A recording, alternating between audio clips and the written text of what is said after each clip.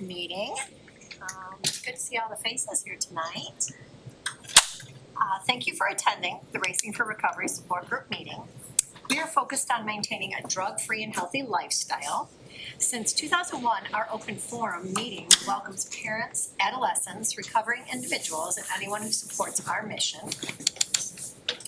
Your suggestions, comments, or ideas are welcome to make our meetings the best they can be. The Racing for Recovery Support Group meeting is a cutting-edge alternative to what is currently offered by combining substance abusers, families, friends, and the public at large. We have created an environment that is beneficial to everyone that has been affected by alcohol and drug addiction. Our meeting start time here is at 6:30, so please be on time. Please turn off all your cell phones and refrain from making any posts to social media during the meeting. Please, only one person speaks at a time. If you raise your hand, please over here, I'll put your name down and we'll get to you. We will gladly sign your attendance slips and you can get them after the discussion. I think Michelle's got some up over here. Honesty is required, please. Feel free to openly share your comments and points of view how substance abuse has impacted your life. This meeting is open to people of all ages and it welcomes diversity. So please refrain from using excessive foul language and language that discriminates against any race, gender, religion, ethnicity, sexual orientation, or disability in order to maintain an atmosphere of respect and dignity. If you see a visitor, a new member, or a returning member that you haven't seen in a while, please welcome them into our program. Your confidentiality is important to us. However, please be mindful, if this is a live stream meeting, it is open to Racing for Recovery members all around the globe, which is true. Please refrain from getting up and leaving during the meeting in progress. Please throw away your trash in the proper receptacles. And if you are smoking, hopefully no one is, we encourage you to stop. Please do not smoke on or around our property except for some smoking in the back. Yuck. Okay. Do we have any first timers here to our meeting today? Anybody not been here before? Yeah. Woo.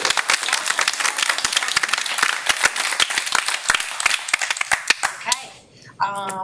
And who has the guidelines to living a lifestyle of recovery? We can start with that. Sounds good. Guidelines for living a lifestyle of recovery. The lifestyle of recovery guidelines are intended to be utilized by recovering individuals, their families, and anyone else who is striving to avoid substance abuse and achieve sobriety. Guidelines. 1. Recognizing that substance abuse ruins lives. 2. Wanting to pursue positive alternatives to substance abuse such as our education, employment, quality relationships, and health and fitness. 3. Using resources such as friends, family, teachers, and peers as a way to achieve and remain sober. Adding sports, art, or music to these resources will help us stay focused and motivated. 4. Defining balance and working towards making it a part of everyday life. 5. Building self-esteem and confidence through sobriety to combat negative feelings regarding oneself. 6. Understanding that negative behaviors of isolation and self-pity lead to self-destruction. 7. Lifting a person up is different than allowing them to continue their destructive lifestyles. Be there for yourself and be patient for your friends and family. 8. Learning how to help without supporting the addict's behavior. Providing assistance to the recovering individual that will improve their lives, not further their usage. 9. Recognizing personal challenges and integrating them into our lifestyle as challenges to triumph over. 10. Caring for our personal, emotional, physical, and spiritual individuality is a source we use for our sense of worth. Each person is truly magnificent. Our mission at Racing for Recovery is to prevent all forms of substance abuse by promoting a lifestyle of fitness and health for all those affected by addiction. Thank you so much, Mark. It's really good to see your face. Good to see you too. Yeah. I was wondering if, Michelle, you have some announcements, I do please. have announcements. These are Thursday evening signature support group announcements. Freshly typed up. Every Monday, we have our book study support group. It's open to the public from 4 to 5 p.m. here in our building in the conference room next to us. We are currently studying There's More Than One Way to Get to Cleveland. On Tuesdays, we have our men and women's peer-led support group meetings. Those are also open to the public from 4 to 5 p.m. Again, here in our building in the conference room next to us. Wednesday, a busy day. All are welcome to attend the Bedford Alliance Church Recovery Group. The recovery meeting begins with a meal at 6 p.m., followed by the meeting from 6:30 to 8:30. Bedford Alliance Church provides transportation to this event. The van picks up for all clients in the parking lot in front of the suites where we stay at 5 p.m. and at least at 5:15. And there's a note here that says, "Do not be late." Thursdays, we have what we're doing right now, our awesome live signature support group meeting. We're here right now if there's any confusion about that. Thursday nights begins with a free plant-based dinner for all group attendees along with music. The meal is served from 5:30 to 6:30. And I can't get this to go down. A big shout out to Chef Dean and all the kitchen volunteers for our awesome meal tonight.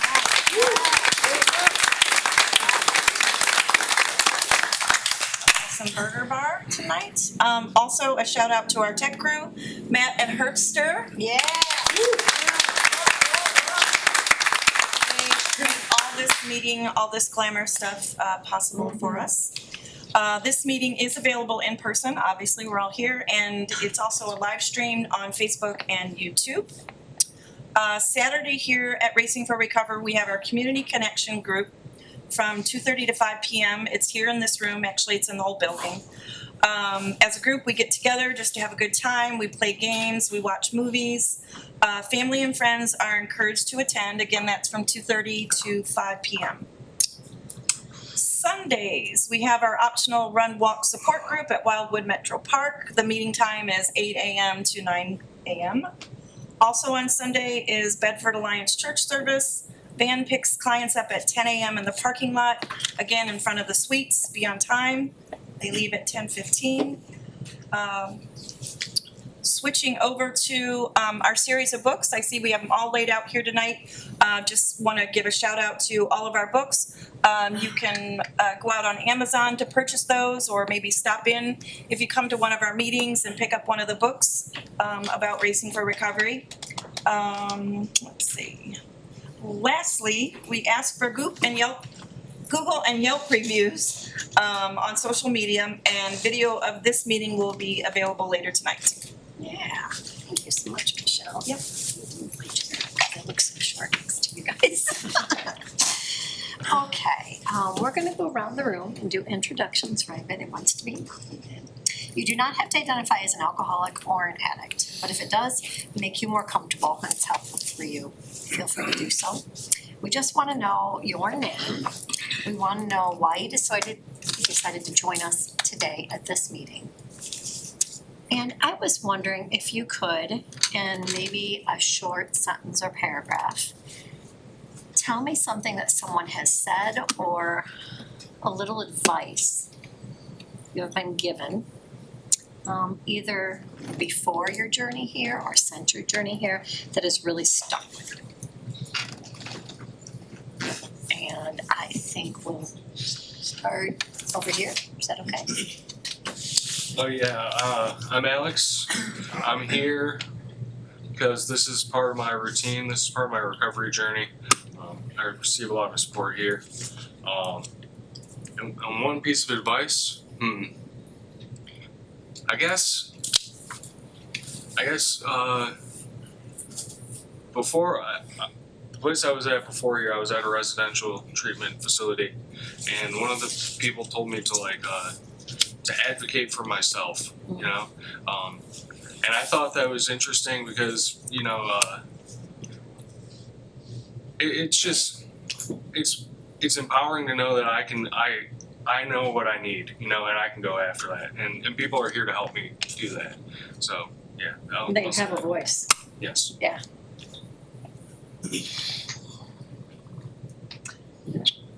I'm Luke. I'm here because this is a great way for me to spend my Thursday evenings with friends and fellow peers. And a piece of advice that someone gave me that stuck with me since is that progress isn't always linear. Progress isn't always, I didn't hear you. Progress isn't always linear. Gotcha. I'm Heather, and I'm here because this place has shown me what a home is supposed to feel like. Two things my mother told me was never count your chickens before they hatch. And something to the effect of nobody owes me anything, you know, and not to be the victim. Good one. And you, sir? Hi. Hi, my name is Paul. I'm here because this is what we do on Thursday, and something that I was told was that I need to learn to listen and listen to learn. Very good. You, not familiar with your name or your Yeah, I'm new. Hi, I'm Tim. Yeah, like Paul said, this is what we do on Thursday.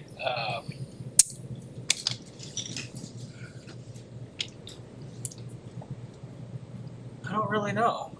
I mean, when I first got here, I was a firm believer that I just like to drink. There's nothing else behind that. Then when I sat still for a little while and really started listening and paying attention, there's a whole hell of a lot more behind it than I just like to drink. And once that started resonating with me, it really stuck. And it was just kind of off to the races from there. How deep can I go with this? You go deep. Hi, I'm Joe. I'm here because this is what we do on Thursday. And advice was never give up and keep going. Hi, good evening, Ronnie. Thursday night is a big part of my recovery journey, not just for myself, but for my family too. They enjoy getting on and checking up on me and seeing how I'm doing and how everybody else is doing in here as well. So it's become very important to me. Some advice. I have to do this for myself and not for anybody else. And I have to want this more than anything I've ever wanted in my life.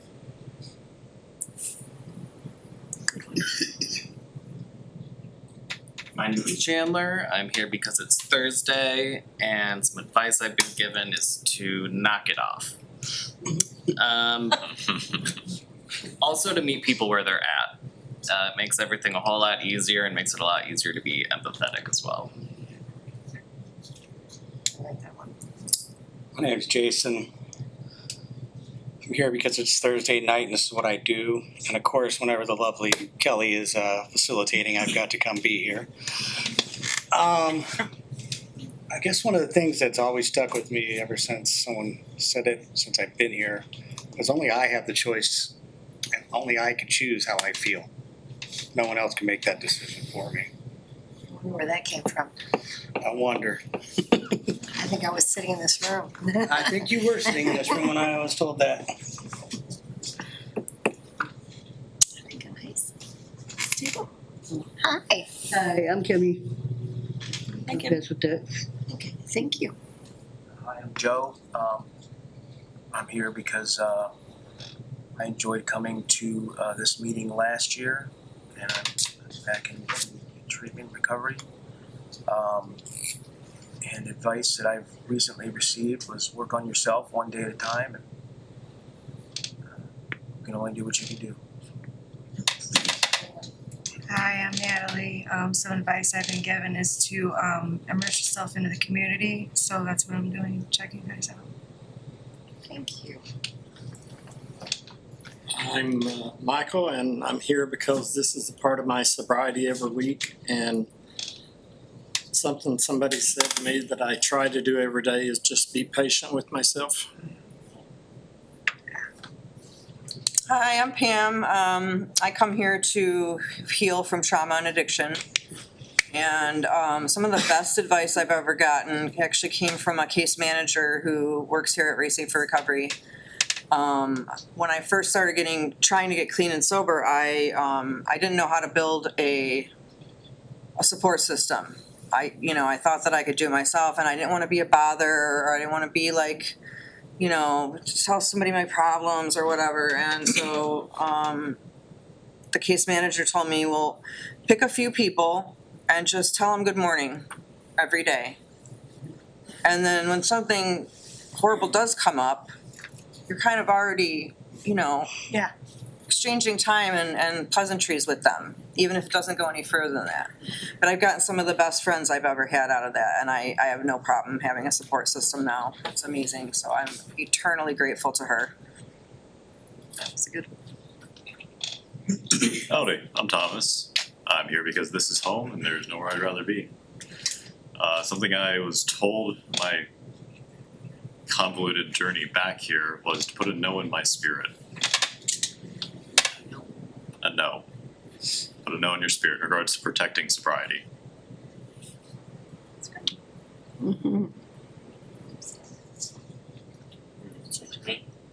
All right, I'm Sean. I come here to continue to stay sober, and this is how I do so. Staying connected is huge for me, and probably the best thing that I can think of off the top of my head is not to give up before the miracles happen. I'm Micah. I'm here to support my brother Jared and on my own journey to freedom, mental health.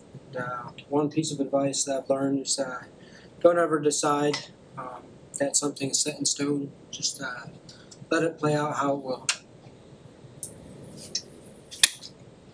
Hi, my name's Jared. I'm here because I choose to be.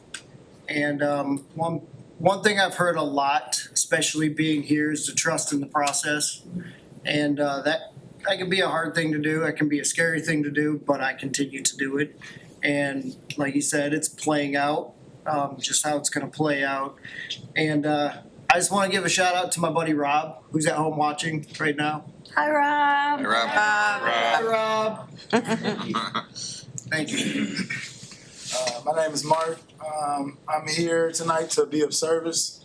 And some advice that I got was when I first got here, somebody told me to stay a while, and I'm glad I listened. My name's Adam. I'm here because I realized places like this was probably the best thing for me being in recovery. I've been in recovery for like 3 years, and I just started going to meetings like the last month, I guess you could say. And it's been like one of the best decisions I've made, because for like a long time I've always felt like I can't talk to people about stuff like this because they can't really relate to it. But being in a setting like this makes it much easier. One piece of advice I've gotten, sounds cliche, but taking things one day at a time, not thinking too far ahead, just working on things just for today goes a long way with me. I don't know about anybody else, but other than that, I feel like another piece of advice I got was to just never give up on yourself, even if you feel like you have no hope or there's nothing else you can do, there's resources, there's people, and there's things you can do for yourself if you really want to do it, That I'll pass. Thanks, Adam. Hello, my name is Melissa. I'm here today because this is what I do on Thursdays. One piece of advice I can give, or that I've heard, is no matter the situation, no matter what you're going through, always be your highest and truest self. Don't give up on yourself.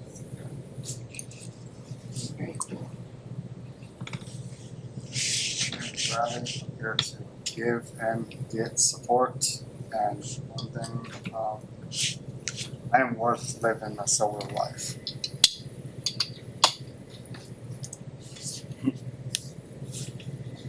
I'm Angel, and I came because I like being here. I chose to be here to get my sobriety every Thursday and just listen and receive what I need to hear. And what I got in advice before I came in here is talk about everything, use about nothing. And what I learned here is patience, and learning to go with the process. Thank you very much, Angel.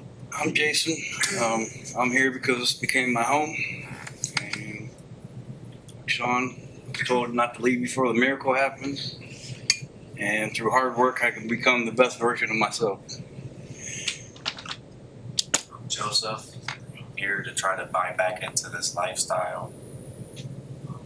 Advice I once heard is to live a successful life, make breath easier for the other people around you.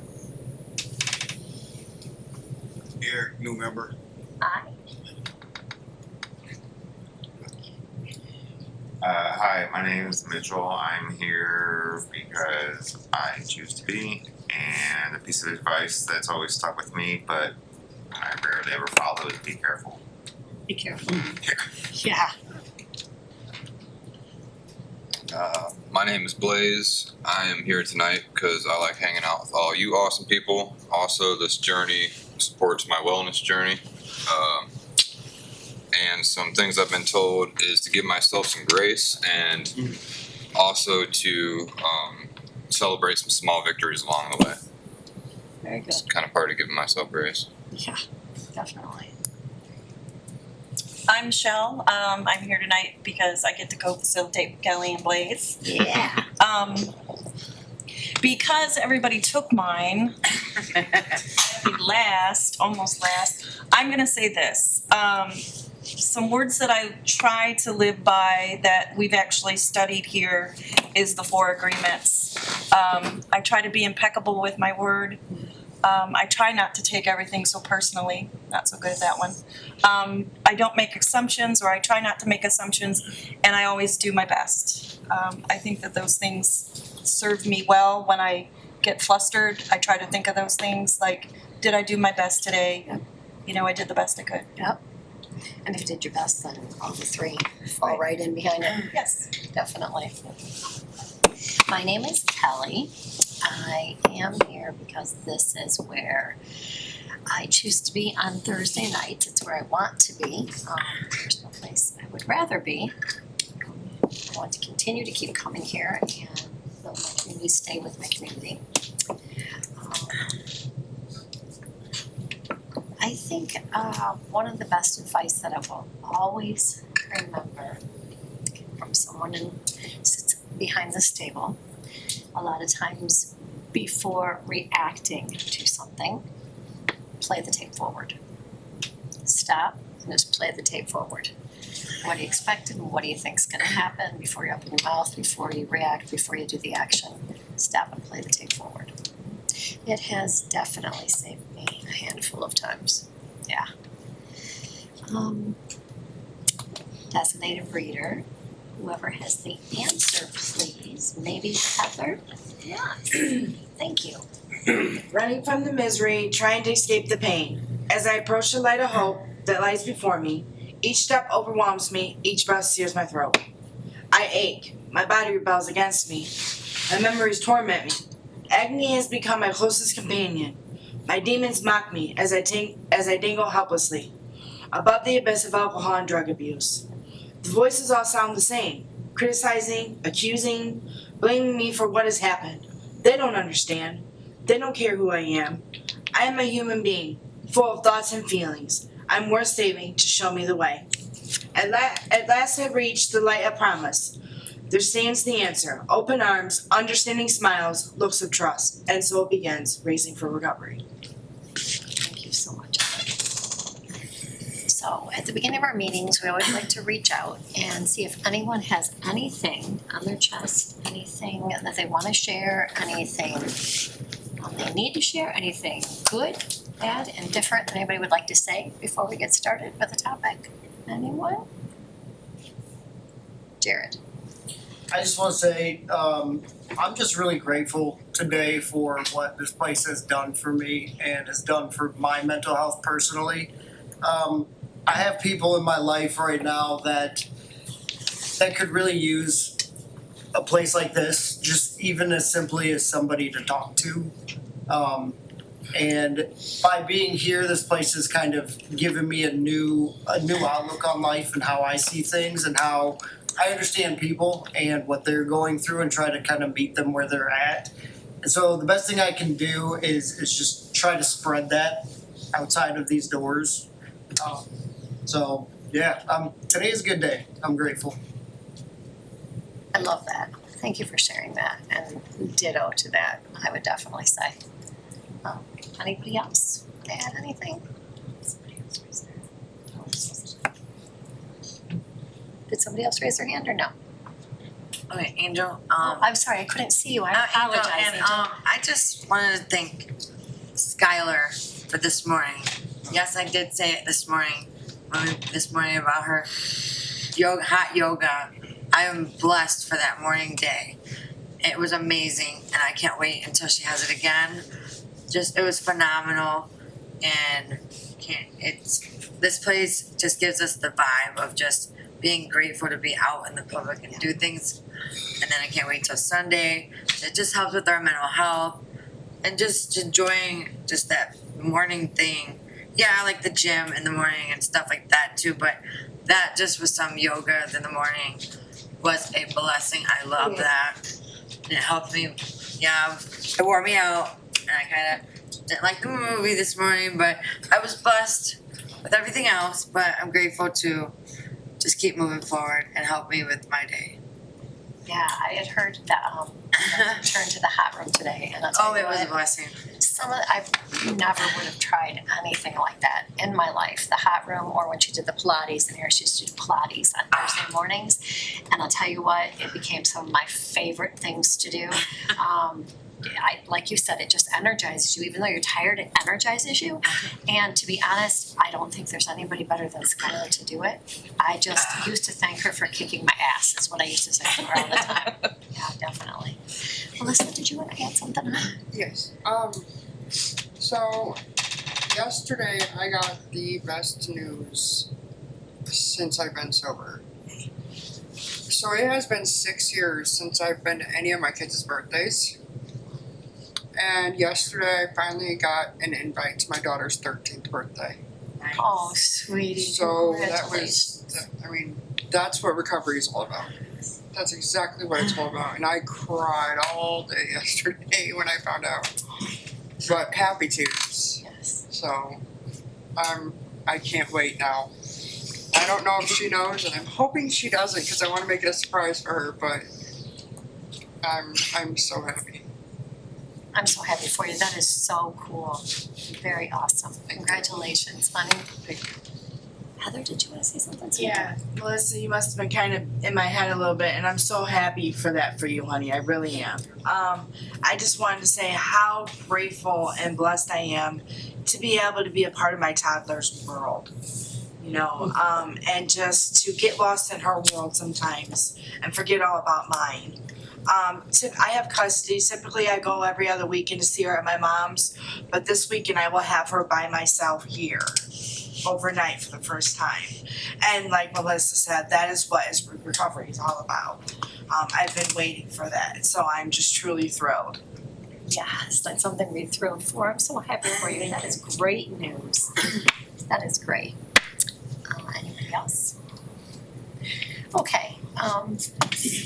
I wanted to throw out a little bit of a topic and then you guys run with it and how it affects you. I think probably the words I would use maybe are change and acceptance are the two words that I want to use. Change is something that I don't think I'm the only one in this room that has a hard time with change. And I know it's something that we all have to learn to do inside this room, outside there, whatever it is. Change is just a part of life. I really don't do well with change at all. I think I get better every day with it. Learning, corny as enough it sounds, learning to accept the things that I can't change has been something that I work on a lot. I just found out this weekend that part of my close family are going to be selling their house and moving to Columbus. May seem like a small thing to some. It's a huge thing to me. They're biggest support, and my grandsons are going to be at a long distance from me now in a few months, and it really affected me a lot. I did a lot of crying, and then I had to sit back and think about it and flip the script into what I can do now to make sure that I can still see them at a long distance more often, make it possible to keep the relationship the best that it can be. I've been with my grandson since the day we were born, at least 3-4 times a week. Anyone that knows me knows that my family is my life, and especially my grandsons. So this change was something that I had to sit and cry over and think about and feel, and then flip and try to figure out the best way to deal with it, because sitting and crying over it was not helping at all. I'm wanting to know from you guys how you deal with change, something that was a big change for you, that you are dealing with, that you are learning to deal with, that you have dealt with, or acceptance, throw that word in there. I just want to hear some of your stories, something like that, if you guys can share. Please. I feel like we don't grow if we don't change. I definitely feel like that. I feel like for me, having the spiritual foundation that I do, change is all about my higher power.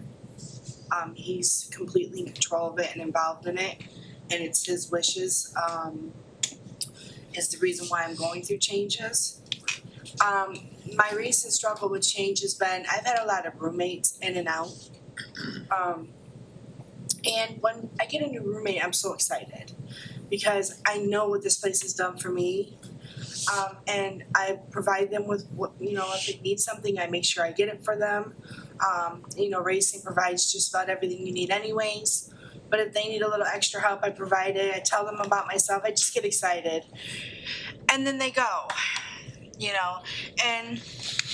but that's just the way our environment goes. At least I know that I did the right thing and I was kind to them and I was available to them.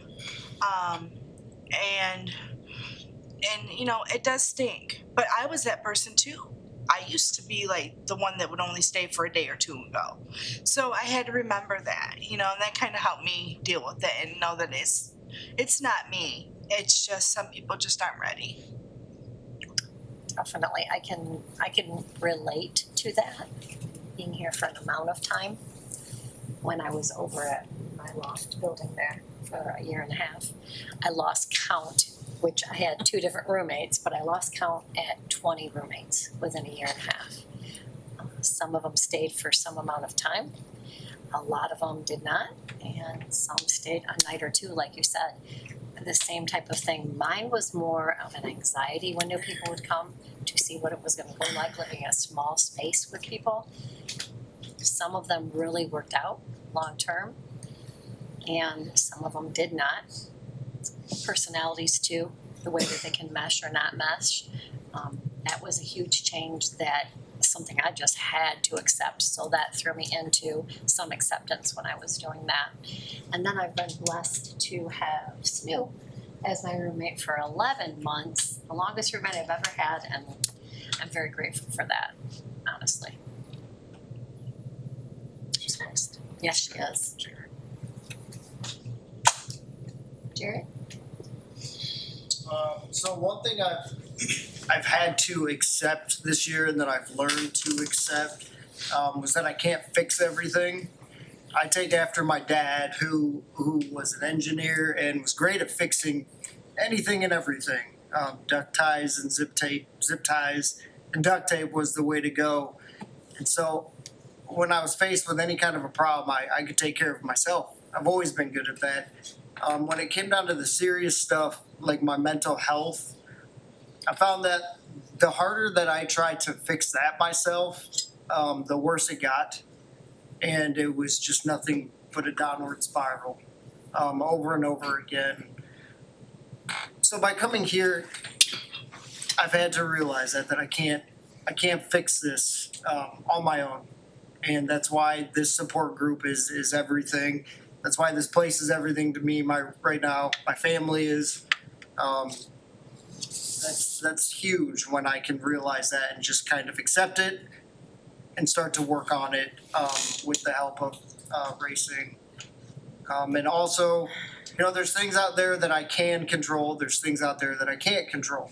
So when I'm faced with issues today and problems, I kind of look at those in a more mindful manner and just see if I can control the situation or I can't. If I can't control it, it's better off for me to just accept that quicker. The quicker I accept the fact that I can't control it, I can just kind of let it be and live with it and work through it better that way, instead of just trying to fix it over and over. If I can't fix it, I'm just not gonna try. Give it some time, maybe circle back around to it. That's all. Yeah. I appreciate that. So many things that you said, with the mental health, me coming here in the beginning, I had no idea that was even, something that was going on with myself. So it was a matter of trying to fix it before here. It was ignoring it. I had no idea if that's what was going on. I just drank because maybe I liked to drink, Tim, I don't know. So that was something that I love the way that you speak about being here, about how it's changed your life.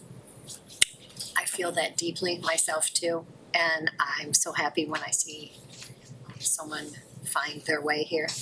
It makes me so happy. The control thing is very hard for me. That was a very hard to let go, is control. I still work on that every day. Though I think the one thing I have learned and try to use is I can always control my reaction to whatever it is. And I'm the only one that can do that. I try to run with it. Yeah. That's good. Angel?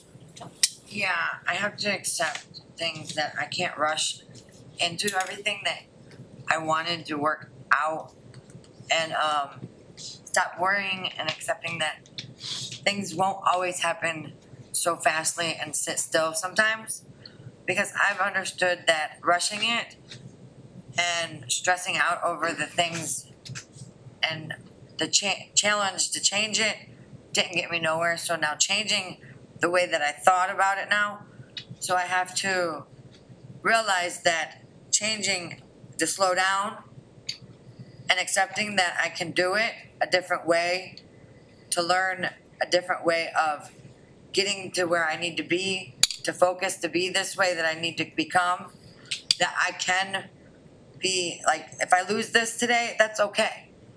You know what I'm saying? It's not gonna be, I could become something better later. So a change is gonna be scary and fearful, and I understand that today. But if I go backwards, that's worse for me.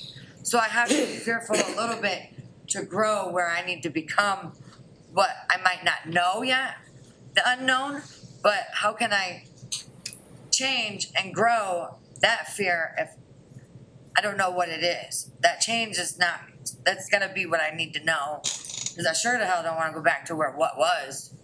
So I just have to grow and just remember what is, stop making the excuses of what was, or where, because I know what was, you know what I'm saying? So that's where I'm at today. I love to hear you speaking.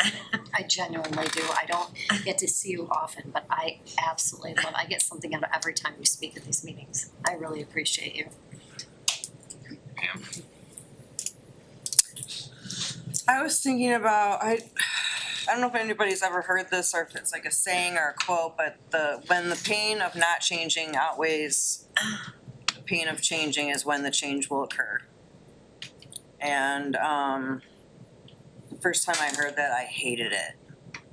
I mean, probably because I was terminally unique and resentful, and, you know, my perspective was all out of whack and stuff like that.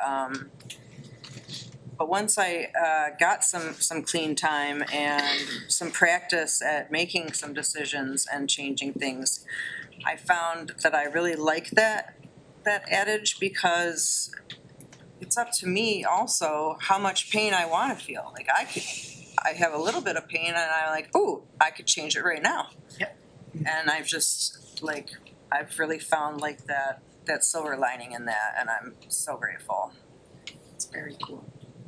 I'm trying to think, someone said to me just last night, something along the lines of, whatever you don't change turns into your choice. And it kind of stuck with me that way too. Somebody said that to me last night. I thought about it a lot when they said that. Whatever you don't change, then now is your choice. It's kind of a scary thing too. Mm. Yeah, Alex. Oh yeah, you kind of just said it, Kelly. One thing I had to accept was that I have to want to change. Like I could have all the indicators in my life, the consequences of my behavior, showing me explicitly that I need to change certain things about myself. But if I don't want to, I can just continue going down that road for as long as I want, that was a big thing for me, having just wanting to change, and then also realizing that it's going to take time to see results. I have to be patient. I can't just expect everything to be better instantaneously now that I'm sober. There's gonna a lot of things that are worthwhile take time, patience, and are difficult to achieve. Definitely the patience. Give yourself patience. The grace that you would give to somebody else. I like that. We're learning that here too. How you would treat somebody else, the patience, the grace you give them to learn to give it to yourself. Mm-hmm. Yeah. Thomas. Change for exciting and new things isn't really that hard to deal with. The energy is gonna drive you through any of the difficulties. I think more to what you're referring to is change associated with what feels like a loss. And that is the hardest part, especially when it's something that's external, feels like it's being taken, moved away, that want to stay the same. You already did the part that I struggle with, is just to feel it, to mourn it, cry about it. That's the healthy part. But also then the thinking through what's it making space for? What's the upside that your attention and energy would have been focused on them? Where now do you have the time and space to put that love for them? Or what is it trying to teach you?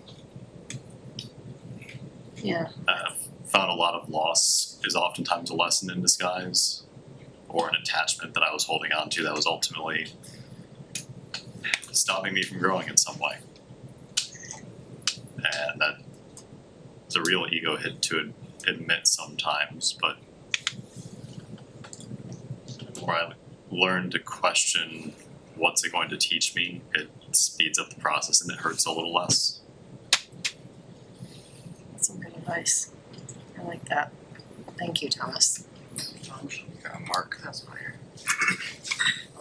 Yeah, so I was on a whole different page before I listened to Thomas, but I think that was something that was probably one of the hardest things for me to do, is learn how to live without a person.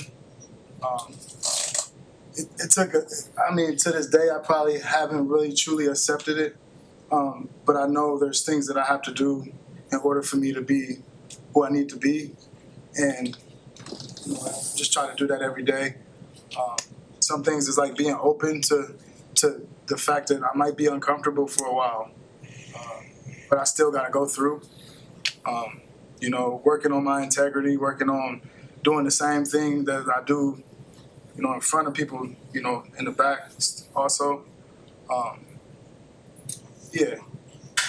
And just being active. If things come, opportunities come across, just trying to be there, that helps. Changing sceneries. I know there's certain individuals that I might not be able to go around.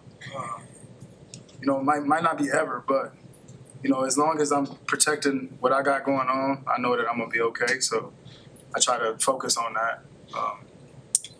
Yeah, I think change is sometimes necessary, but then sometimes change pops up unexpectedly, and you gotta just go with it. So, like right now, this is me going with it. I know there's somewhere I gotta be tomorrow, and I try to make sure that I just plan my days ahead of time so I can have things to do, so I don't really get too involved in it. But yeah, change. Yeah, that's a good topic. Thank you, Mark, so much. Cheers. Yeah. Topic of change. Me personally, I'm going through a lot of changes right now. After the fact of just being locked up for a year, and now I'm around a bunch of nice people, people that great chefs that have real food, you know, a comfortable bed, a nice apartment, a good community, people that are healthy and active, you know. But the biggest thing for me for change is slowing down, because everything right now is going so fast for me, because everything was just so slow. There was no action. So everything just happened and happened and happened, and it feels like I'm going a million miles an hour and I can't stop. So I'm just trying to slow down and not react in a negative manner, or not give up, or not quit, and just try to stay positive, or go for a walk to settle my emotions, let everything settle down so I can think logically instead of tapping into the emotion where I can react irresponsibly. So I think that's a big thing for me, and just continue to focus on trying to love myself and love others, because the biggest thing with change is loving yourself and loving others. And if you allow that in your life, you'll see a lot of change. Because I love these places, I love people that are in sobriety, because the biggest change I see is somebody that comes in and you can look them in their eyes and they're dead inside, don't have emotion, and the next thing you know, they're alive because a spark, a light shined on them and they were able to change. And one last thing about change, my dad told me that when you're trying to change, you got certain things rooted in you, and it's from pain in your heart, and you got to heal. So he said there's hooks that are deep in your heart. Sometimes you got to give yourself time, pray about it, meditate, and just allow yourself to heal, and heal with others or by yourself, however you choose. With that, I pass. Wow, there was a whole lot in there, Joseph, a whole lot. I'm not sure how long you've been here or if you've done any of our reading, but you sound like you've been listening. You sound like you are slower than you're giving yourself credit for. It sounds like you're staying very positive with things here. And I can't imagine that much change. I can't even imagine. You seem to be handling it very well. I'm glad that you're here. You're in the right place. Definitely the right place. John, anything to say? Well, change is inevitable, and either you're gonna embrace it or you're gonna fight it. So, I'm at the point in my life, like, that paradigm shift where you switch from being a negative person to being more positive and being grateful for what I have. That was huge for me, and it took quite some time for me to make that shift, unfortunately. Being just rooted in that for a long time. I think I think that's the most important thing as far as recovery goes, is like making that mindset shift, making yourself get up and be grateful for what you have, where you're at, and coming into a place like this, you have to be willing to change as well. Like, we're wanting that change, but we don't know how to do it. So, and I really like what he said about going from the darkness to the light. That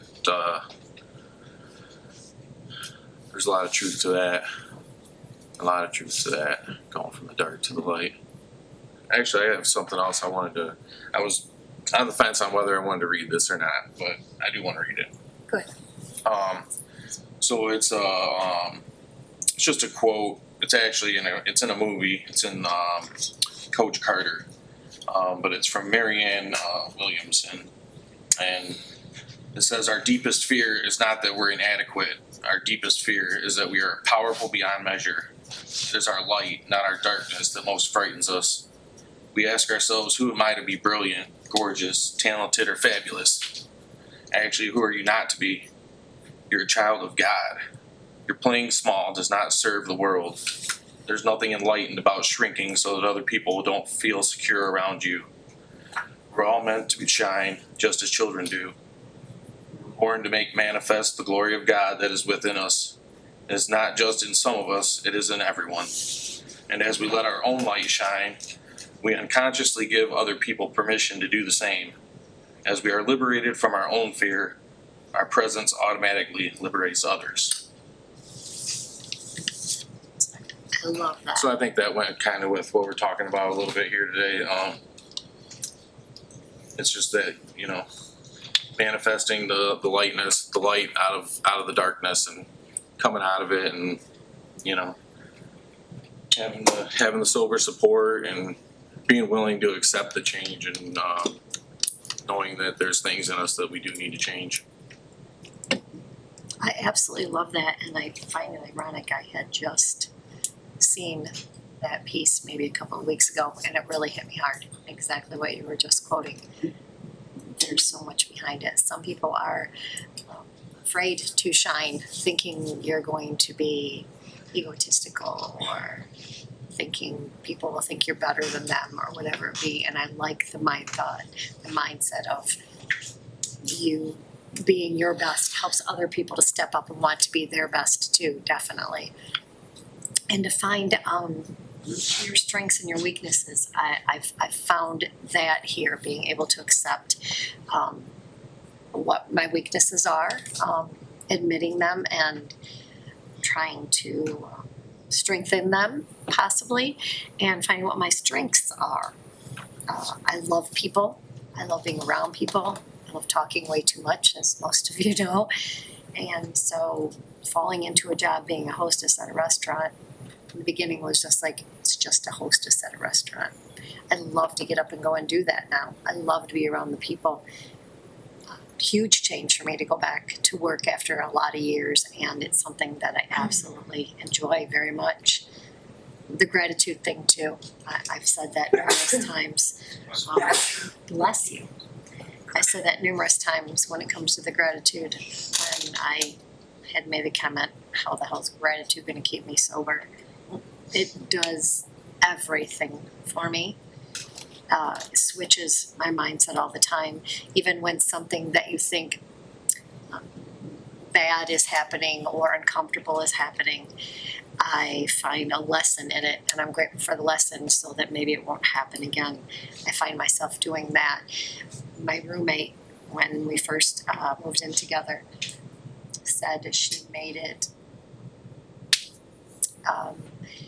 a job every morning to wake up and list a few things on a gratitude list. I know she shared that with a few people here, and it would change her morning, and I found myself doing it. From something very simple for, like you said, sleeping in a warm, comfortable bed, a secure bed, a nice meal in the morning, just whatever the small things are that you really can be grateful for, because there's a lot of people that don't have it, or however you want to spin it. Gratitude changed everything for me. When I was able to stop and do that, it changed everything. Yeah.